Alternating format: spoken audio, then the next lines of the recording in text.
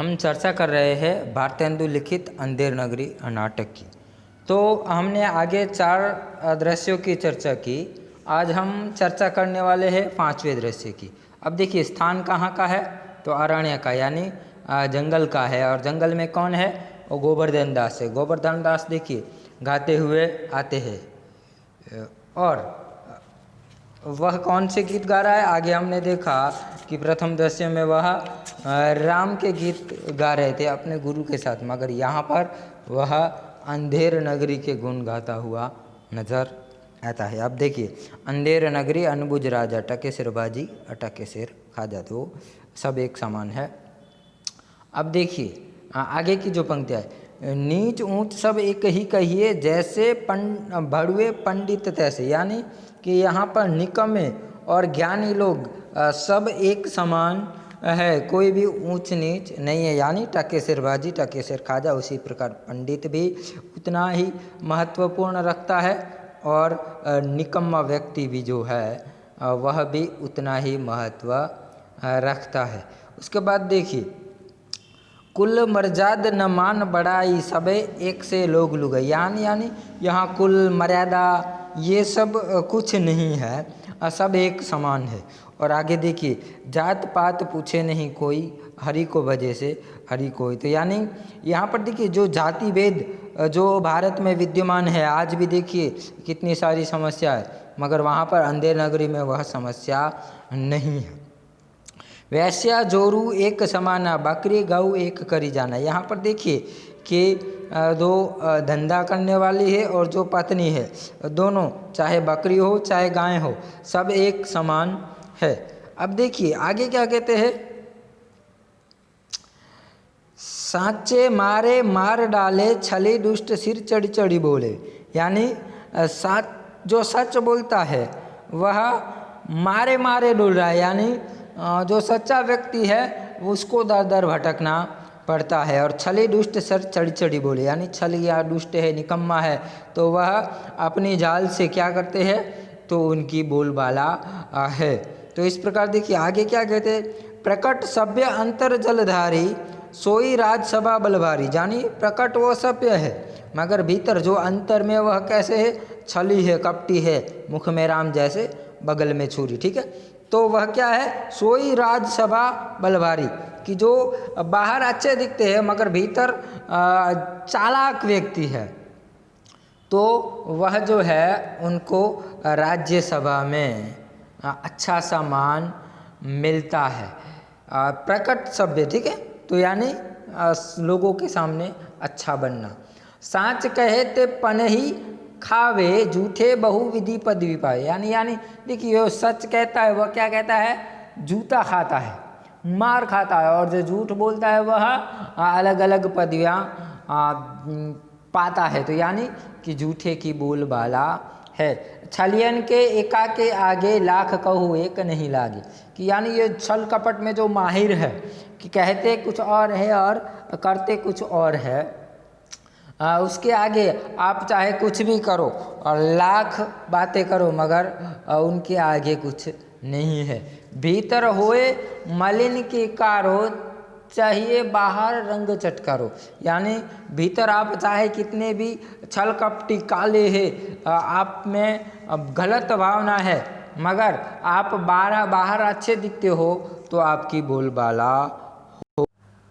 धर्म अधर्म एक दरसाई राजा करे सो न्याय सदा, यानी यहाँ धर्म और अधर्म सब एक समान है, और यहाँ जो न्याय, राजा जो न्याय करे वही न्याय है, चाहे वह सही भी करे और चाहे वह गलत भी करे। भीतर स्वाहा बाहर साधे राज करे अमले और प्यादे। आप देखिए कि भीतर जो है वह कैसे है, स्वाहा है, यानी स्वार्थी है, अच्छे नहीं है, बुरे है, और बाहर सादे दिखते हैं, भीतर बुरे हैं। राज करे अमले और प्यादे, और यहाँ पर देखिए राज वास्तव में कौन कर रहा है, राजा नहीं कर रहा है, वास्तव में यहाँ पर राज जो उसके अमले और प्यादे हैं वह राज कर रहे हैं। और इसलिए देखिए क्या हो रहा है, अंधाधुंध मच्यो सब देशा मानहु राजा रहत विदेशा, तो यानी इस प्रकार पूरे देश में अंधाधुंध बस गया है। जैसे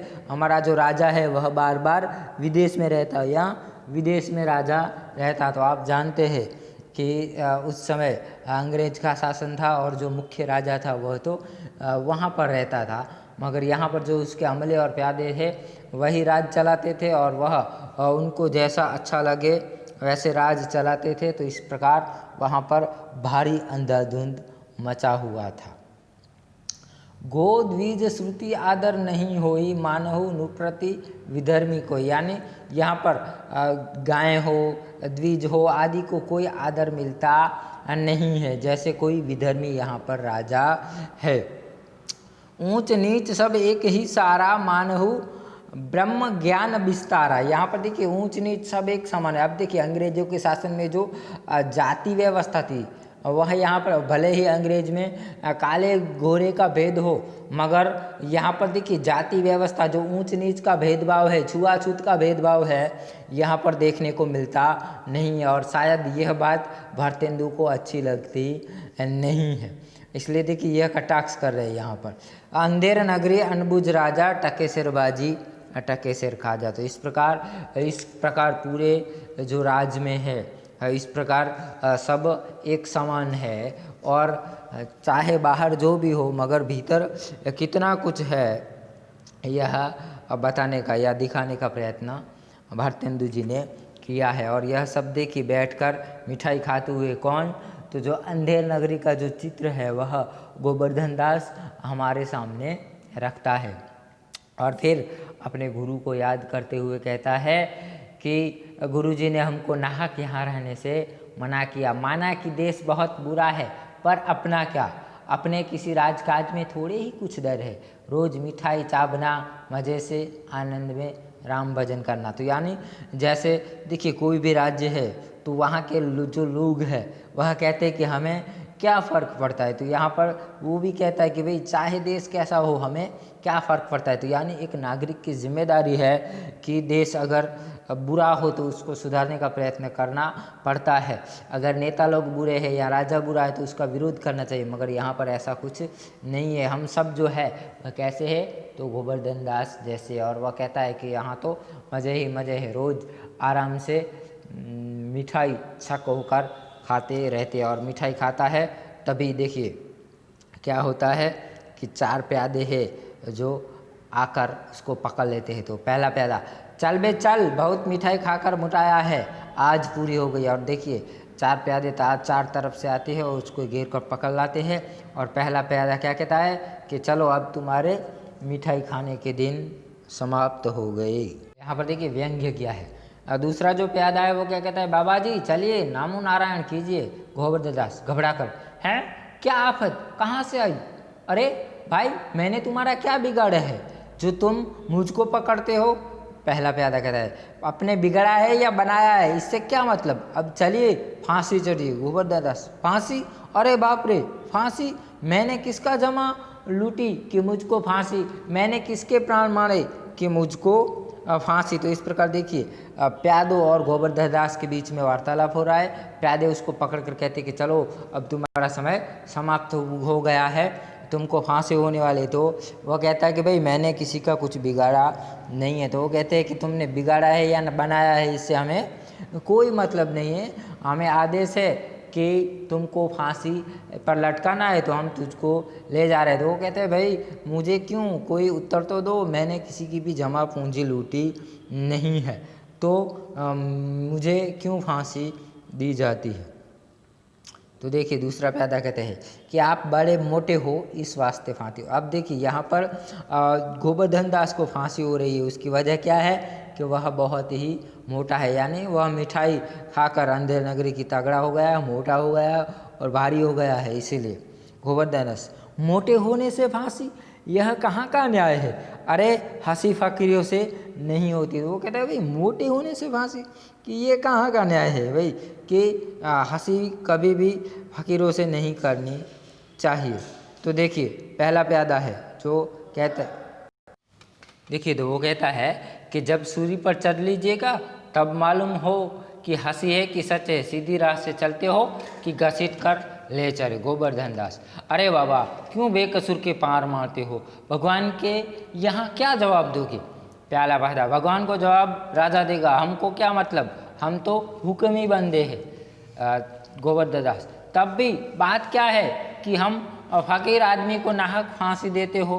तो अब देखिए यहाँ पर जो है कि वह कहता है कि मुझे फांसी पर तुम भगवान को क्या जवाब दोगे। तो देखिए कि जो पहला प्यादा है वो क्या कहेगा कि भाई यह जो फांसी का आदेश है वह किसने दिया है, राजा ने दिया है, हमको तो जो हुक्म दिया जाता है उसको हम मानने वाले प्राणी है कि उसका जवाब तो राजा देगा, हमें क्या फ़र्क पड़ता है। तो फिर भी देखिए कि भाई फकीर आदमी को नाहक क्यों फांसी देते हो। तो देखिए पहला प्यादा जवाब देता है कि बात यह है कि कल कोतवाल को फांसी का हुक्म हुआ था, जब फांसी देने को उसको ले गए तो फांसी का फंदा बड़ा हुआ क्योंकि कोतवाल साहब दुबले हैं। तो अब देखिए यहाँ पर जो है गोवर्धन दास को फांसी क्यों हो रही है, उसकी वजह क्या है। तो उसका वजह बताते हुए प्यादा कहता है कि जो गोवर्धन दास को कोतवाल को फांसी की सज़ा हुई थी, मगर कोतवाल साहब जो है वह कैसे है, दुबले पतले है।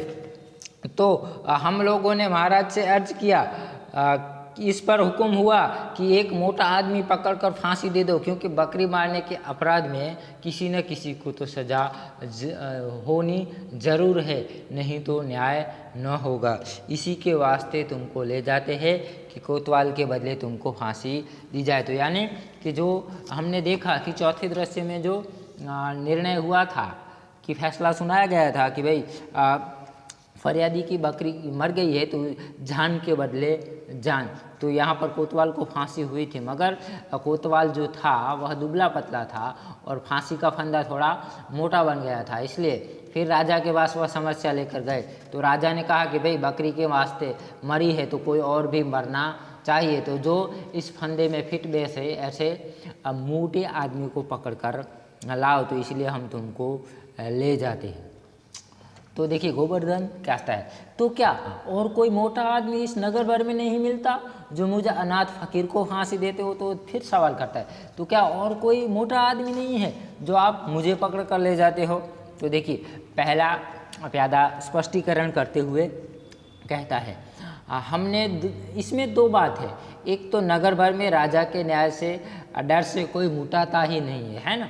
कि वो कहता है कि भाई राजा इतना पागल है कि उसका इतना भय रहता है कि उसके भय में लोग मुटाते नहीं है, यानी दुबले पतले हैं।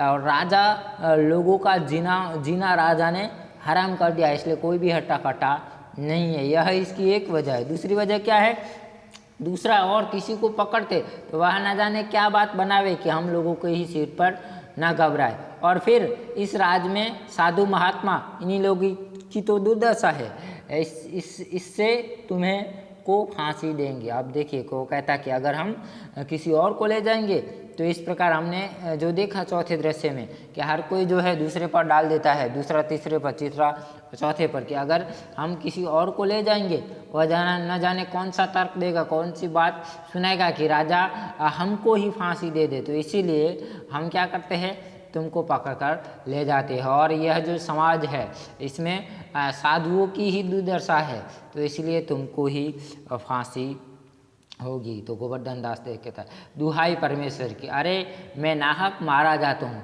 अरे यह बड़े ही अंधेर है, अरे गुरुजी महाराज का कहने मैंने न माना, उनका फल मुझे भुगतना पड़ा है। गुरुजी कहाँ हो, आओ मेरे प्राण बचाओ, अरे मैं बेअपराध मारा जाता हूँ। गुरुजी गुरुजी गोवर्धन दास चिल्लाता है, प्यादे उसको पकड़ कर ले जाते हैं और यहाँ पर पर्दा घिरता है। तो इस प्रकार देखिए कि आखिरकार गोवर्धन दास को समझ में आता है कि गुरुजी ने कहा था कि आपको या तो समस्या हो सकती है और आपके प्राण भी मुसीबत में पड़ सकते हैं। तो यह बात आज गोवर्धन दास को अपनी गलती का एहसास हुआ, तो इसीलिए फिर वह अपने प्राणों की रक्षा के लिए अपने गुरु को पुकारता है। आगे देखते हैं कि अगले दृश्य में क्या होता है, गोवर्धन दास बचता है या नहीं बचता, फांसी होती है तो किसको होती है, क्यों होती है, कैसे होते हैं। तो इस प्रकार हम पांचवें दृश्य में हम देख सकते हैं कि किस प्रकार गोवर्धन दास पूरे अंधेर नगरी में क्या क्या चल रहा है उसका वर्णन करता है। और फिर चार प्यादे आकर गोवर्धन दास को उसका मोटा होने की वजह से उसको फांसी के लिए ले जाते हुए नज़र आते हैं। और यहीं पर हमारा जो पांचवा दृश्य है वह समाप्त होता है।